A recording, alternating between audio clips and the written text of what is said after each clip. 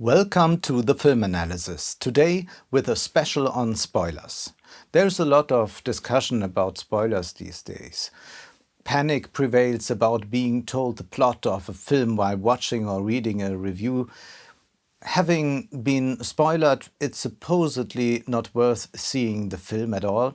This panic can be seen everywhere, with many critics even refraining from writing reviews and interpreting plots.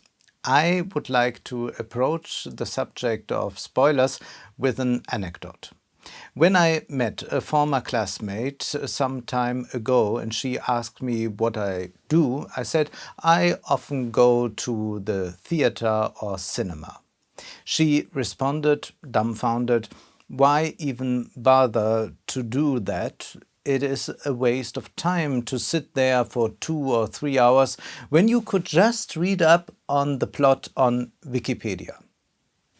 I was equally puzzled by her answer and said to her, "You don't need to have sex. After all, the most important things are in the biology books."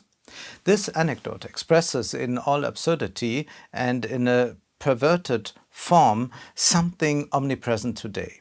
The plot of films seems to be more important than the form. Knowing its plot renders a film uninteresting. If you give away the plot, you spoil it. Quite the false accusation. Spoiler alerts have now even made their way into reviews in national newspapers, especially when it comes to series. These texts even elaborate whether they will reveal which character dies, who sleeps with whom, the main character's childhood trauma, or which king may ascend the throne next.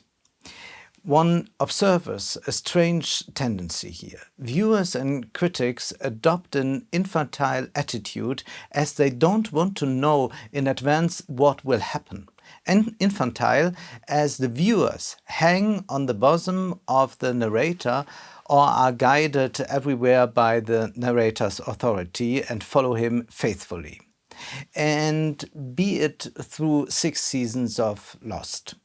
The contrast to the fetishization of the what is the director Tinto Brass, known from his films like Caligula and Salon Kitty. Tinto Brass was a great cineast who went to the cinema incredibly often in the 60s and 70s, but he was only interested in the form. He didn't want to be affected too much by the plot, so he entered the theater 15 minutes later so that he wouldn't notice the plot and could concentrate purely on the form. Tinto Brass, admittedly somewhat crankily, focuses on the how.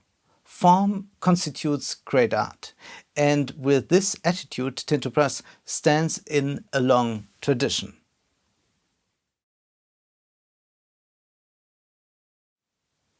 Pop culture often works on the principle of plot. Many thrillers, especially penny books and soap operas, function according to the principle. Mainstream film also conforms to the pattern. No wonder aesthetic uniformity is well advanced in cinema. Not only many superheroes and comic book adaptations can only be distinguished from each other thanks to the title and the cast. Many comedies of recent years have shrunk to a single round of scenes in which toilet humor is the focus. And at film jury festivals too, the plot dominates. If the right content features in the film, there is a prize. Unlike these rather shallow products of the culture industry, the fine arts always consider aesthetic aspects, as Pierre Bourdieu showed in his studies. When a journalist asked the famous ballet choreographer Uwe Scholz what his new piece was about, Uwe Scholz shouted out indignantly, "Plot, I depict landscapes of the soul." The German late-night talk show host Harald Schmidt very pointedly summarized the story of Flaubert's masterpiece Madame Bovary with the words, "Frustrated doctor's wife takes rat poison." Indeed, the story is not insanely original. The way it is told is great. And that's where novels and film adaptations often fall short. They simply want to tell a story and forget that the form matters. The medium that has inspired cinema the most is undoubtedly theater. In theater, dramas are performed, and in the Greek term drama already implies action. In his theory of drama, Aristotle also defines the genre in terms of action. Action plays a role. So action is extremely important in dramatic plays. It changes in post-dramatic theater. The plot is dispensed with, also true for postmodern films. Let's not only think of experimental films, we also find many films without plot altogether or minimize it to such an extent that the plot almost no longer plays a role. Take the later films of Jean-Luc Godard or the films of Jim Jarmusch. So plot doesn't necessarily have to be at the forefront of a film.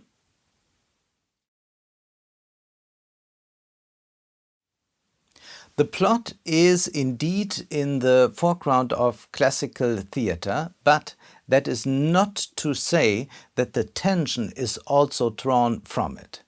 On the contrary, anyone who watches Romeo and Juliet or Faust knows exactly what will happen. Who dies for whom, the great catastrophe at the end comes as no surprise. In opera, too, everyone knows how Nabucco, Carmen or Tristan and Isolde end. Program booklets usually summarize the plot, and you will never read there, "spoiler alert."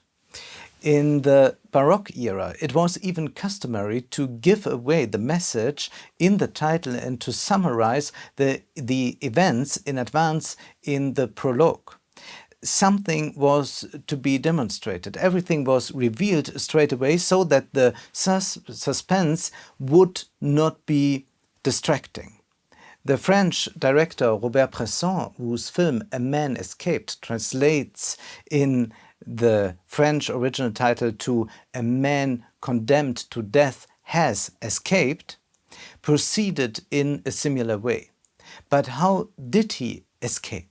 That's the exciting thing. How it's filmed, how it's acted, and the film's philosophical questions.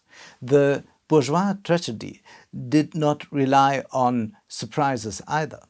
Lessing writes in the Hamburg Dramaturgy, "What a poor pleasure surprises.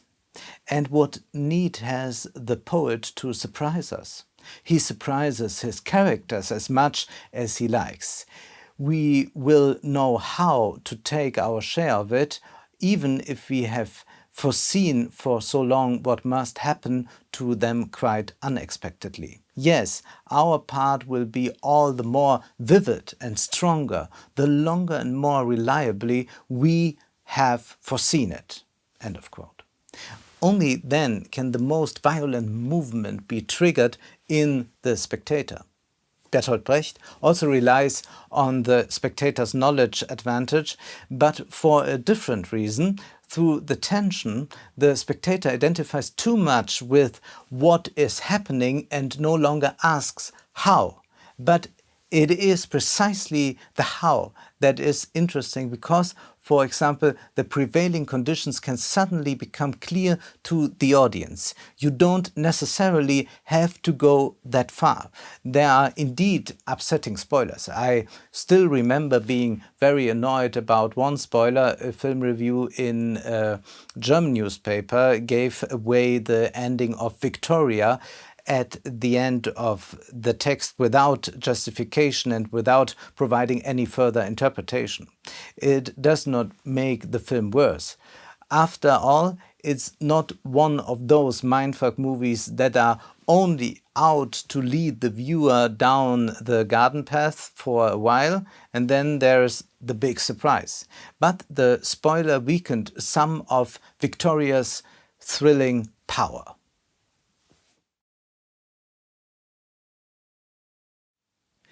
Sebastian Schipper's movie Victoria combines the what and the how in a new way.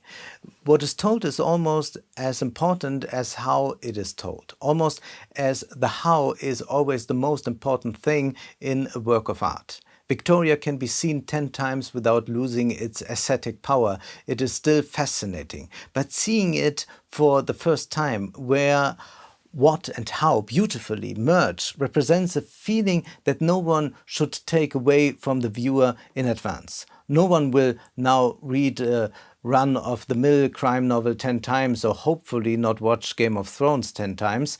Film is not a football match, after all, where the tension comes from not knowing how the game will end.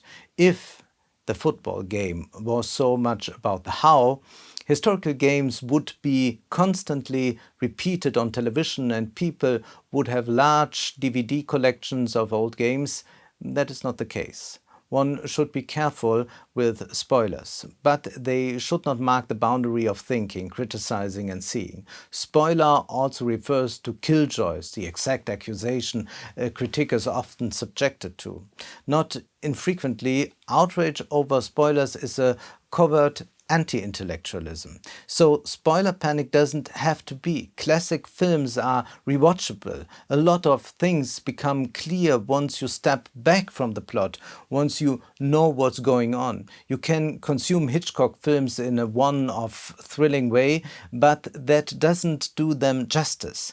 In Vertigo, viewers know what's going on halfway through. It becomes exciting in a different way in its second part. Suspense, only seeking surprises, wears itself out immediately. Suspense consists of the witty, the beautiful, the form. In Psycho, the amazement does not come from the fact that Norman Bates has disguised himself as his mother and kills Marion Crane, but from the scene's composition. Those who are only interested in the plot only watch, but do not see. It would be nice if you would like to support the film analysis financially. You can do so via my bank account or PayPal. Also, you can find me on Patreon. Thank you very much.